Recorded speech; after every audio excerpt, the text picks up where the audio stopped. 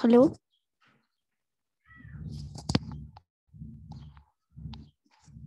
आवाज आ रही है?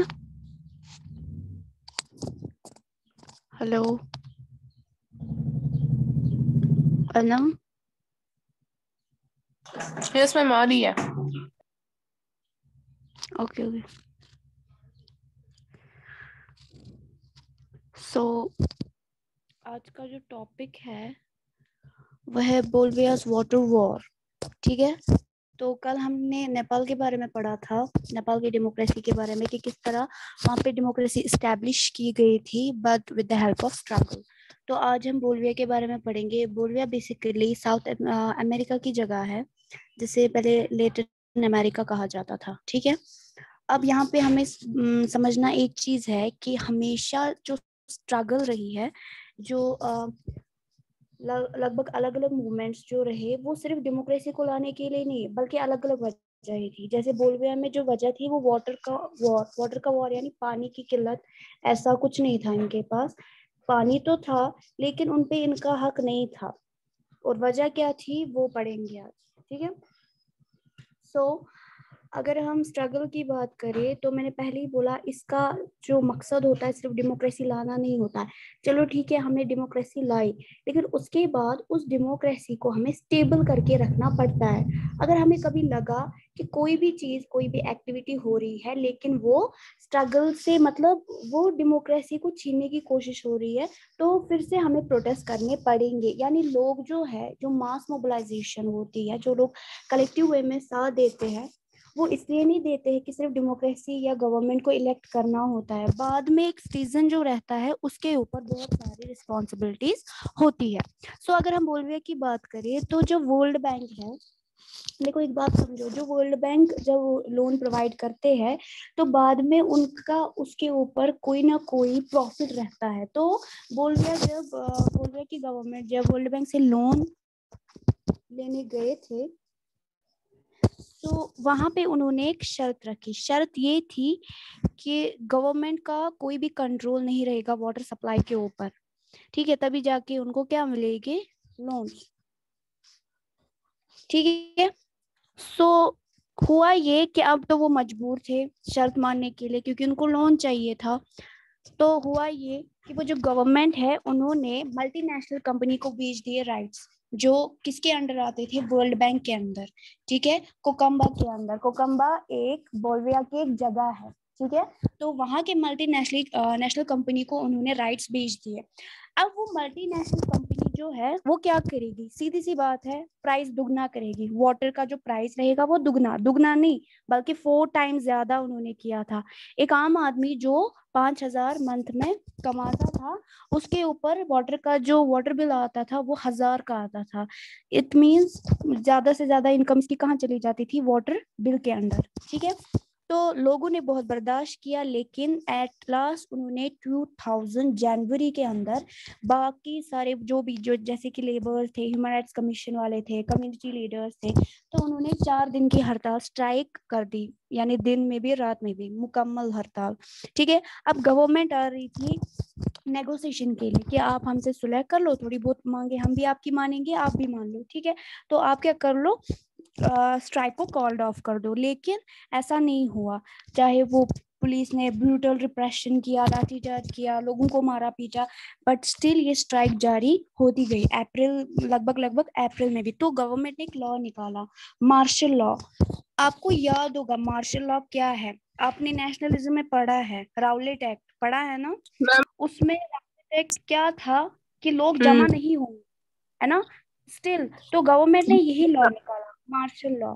ठीक है, मार्शल लॉ के तहत लोगों को, इनको लगा कि लोग अब जमा नहीं होंगे तो क्या हो जाएगा, स्ट्राइक भी नहीं होगी। लेकिन ऐसा नहीं हुआ। लोग जो होते हैं, मैंने पहले ही बोला, जब ये पावर में आते हैं, जब ये अपने पे आते हैं तो किसी की नहीं सुनते। तो लास्ट पे ये हो गया कि मल्टीनेशनल कंपनी को वो सिटी छोड़ के जाना पड़ा और सारे राइट्स वापस म्युनिसिपल जो म्युनिसिपैलिटी के अंडर आता था वाटर सप्लाई, उनको दिया गया। और वाटर बिल वही ओल्ड रेट पे मिलने लगी जो पहले मिलती थी। और बोलिविया वॉर जो है वो खत्म हो गया। तो यहाँ पे हमें ये समझने को मिला कि वॉर या स्ट्रगल हमेशा डेमोक्रेसी को स्टेबल करने के लिए या डेमोक्रेसी को लाने के लिए नहीं, बल्कि और भी बहुत सारे इश्यूज होते हैं।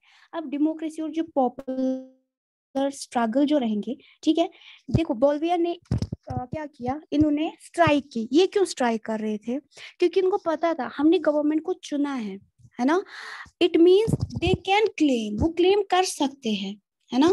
या नेपाल की बात करें तो वो चाहते थे फाउंडेशन रहनी चाहिए कंट्री में पॉलिटिक्स की, वो डेमोक्रेटिक पॉलिटिक्स होनी चाहिए, ठीक है। तो बोथ केसेस में हमने पॉलिटिकल कॉन्फ्लिक्ट देखा और वो कॉन्फ्लिक्ट एक अच्छे और पॉपुलर स्ट्रगल पे खत्म हो गया। एंड सेकेंड चीज हमने यहाँ पे देखी मास मोबिलाइजेशन, यानी कि लोगों का डायरेक्ट कंट्रीब्यूशन, मास सपोर्ट, ठीक है। तो वो किसी भी डिस्प्यूट को फाइनल स्टांस तक पहुंचा सकते हैं, ठीक है।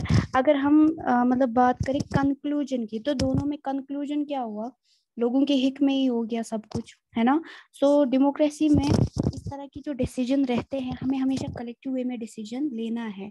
ऐसा नहीं कि गवर्नमेंट खुद ही डिसीजन लेगी लेकिन लोग इत्तेफाक नहीं करेंगे, लोग मानेंगे नहीं, तो एक्सेप्शन रहता है।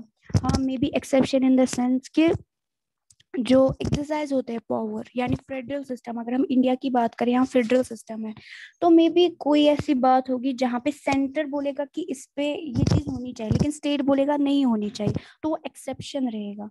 उसमें कौन बीच आता है? जुडिशरी। कौन आता है बीच में?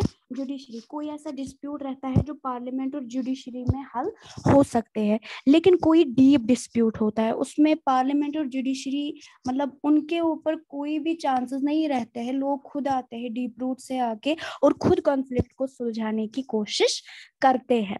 समझ आया? सो ये जो मास मोबिलाइजेशन है ये किस पे बेस्ड है? पॉलिटिकल ऑर्गेनाइजेशन पे, यानी कि इसमें पॉलिटिकल पार्टीज भी इन्वॉल्व होती है, प्रेशर ग्रुप्स भी इन्वॉल्व होते हैं, ऑपोजिशन पार्टीज भी इन्वॉल्व होती है, ताकि ये लोग मतलब जो रिजल्ट है वो ऑल ऑफ सडन आए, साइपोटेनियस। साइपोटेनियस का मतलब ऑल ऑफ सडन। अगर आप हिस्ट्री की मूवमेंट्स देखेंगे तो वहां पे तो ऑल ऑफ सडन कुछ भी नहीं आया है, तो स्ट्रगल जो रहता है वो लॉन्ग टर्म का होता है। समझ आया? सो ये था आज का topic, that is Bolivia's water war, democracy and popular struggle, ठीक है। तो हेलो, यस मैम, यस हाँ, तो समझ आया ये टॉपिक? मैम। यस, ये था ना, Bolivia is a poor country, ये जो वहां पे है ना वो वाला पैराग्राफ प्रोटेस्टर्स, वो फिर से हाँ, रिपीट कीजिए। देखो बोल्विया पुअर कंट्री है, तो सीधी सी बात है, जब ये पुअर कंट्री है इसको फंड्स चाहिए ही चाहिए होंगे, है ना, लोन चाहिए ही चाहिए होंगे। तो जो वर्ल्ड बैंक लोन प्रोवाइड करते हैं, मैंने पहले ही बोला, वो हमेशा कुछ ना कुछ प्रॉफिट रखते हैं। प्रॉफिट रखते हैं इन द सेंस, अब देखो ये मल्टीनेशनल कंपनी को चार्ज दिया था ना वाटर का, फायदा क्या था? वो देखो 4 गुना पैसे ले रहे हैं लोगों से, तो 2 गुना पैसे वो किनको देंगे? वर्ल्ड बैंक को देंगे, है ना। देखो वर्ल्ड बैंक कैसे चलता है? डेवलप्ड कंट्री से, और चलाते कौन है? मल्टीनेशनल कंपनीज, इसमें फंडिंग करते हैं, और तभी जाके ये जो डेवलपिंग कंट्रीज होती है इनको फंड्स प्रोवाइड करते हैं या लोन्स प्रोवाइड करते हैं, बदले में कोई ना कोई शर्त या हाई हेफ्टी इंटरेस्ट होते हैं। समझ आया? हम्म हम्म ओके।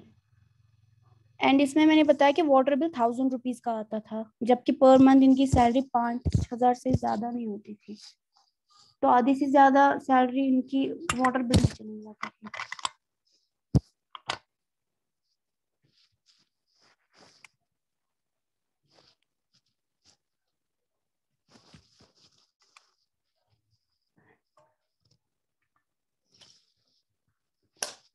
मैम, अगर हमें पता है कि जो मतलब वर्ल्ड बैंक है वो डेवलप्ड कंट्रीज से चलता है, तो फिर बोलिविया तो एक पुअर कंट्री थी। वर्ल्ड बैंक ने क्यों इनको कहा कि आप लोग इसको ये वाटर